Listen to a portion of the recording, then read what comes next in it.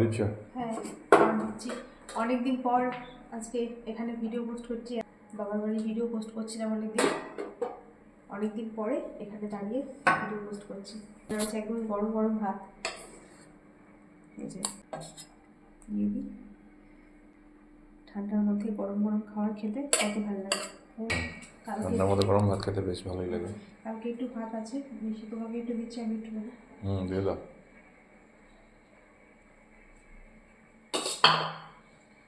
এটা ঢাকা চাপা দিয়ে দিলাম। কালকে রাত্রের ভাত একটু বেশি হয়েছিল।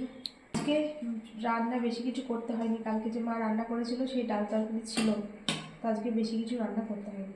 আবার হ্যাঁ করতে হবে, রাতে আবার কিছু করতে হবে রুটি খাওয়ার জন্য। আমার জন্য একটু আলু সেদ্ধ করে করবো বলে, তো সবার জন্য একটু করে করলাম আলু সেদ্ধ।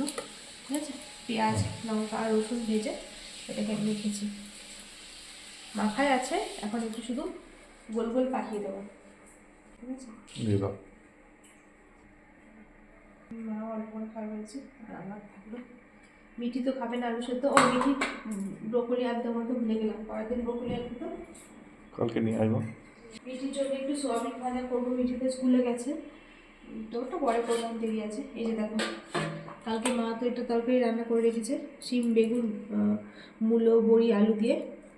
আর একটু তরকারি আছে, ওটা লাগবে না করে একটু তুলে রেখেছি, রাতে হবে। কাউকে দিয়ে দিই তরকারিটা।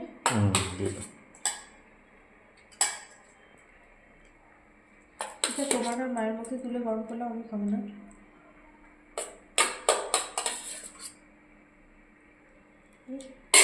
মা বেশি খাবে না বলছে।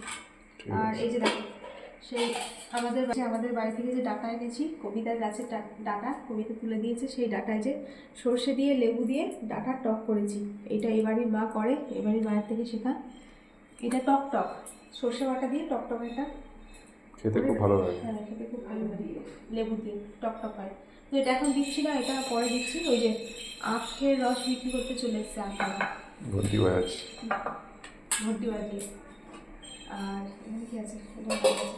আর এই দেখো, এখানে রয়েছে ডালও কালকে কারণ মা রান্না করে রেখেছিল মুসুর ডাল, কালকে যে রান্না করেছে বেশি হয়েছে, তো ভালোই হয়েছে। আজকে রান্নার চাপটা একটু কম হলো।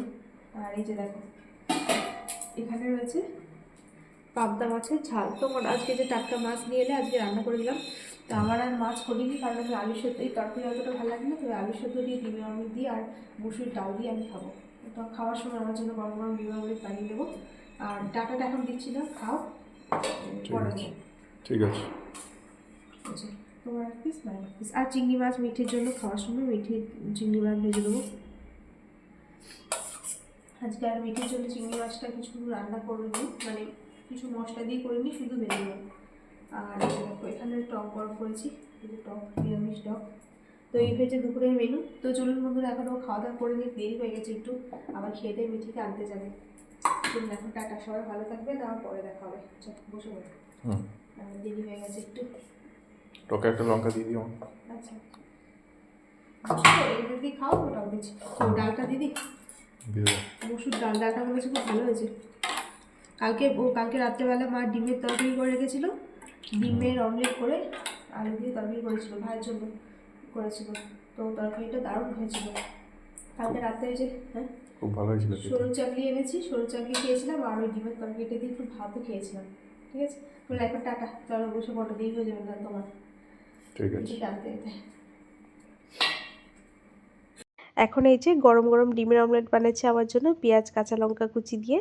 আর গরম গরম ভাত, সাথে আলু সেদ্ধ, ডিমের অমলেট, গরম গরম ডিমের অমলেট আর মুসুর ডাল, এই দিয়ে খেতে কিন্তু আমার দারুণ লাগে।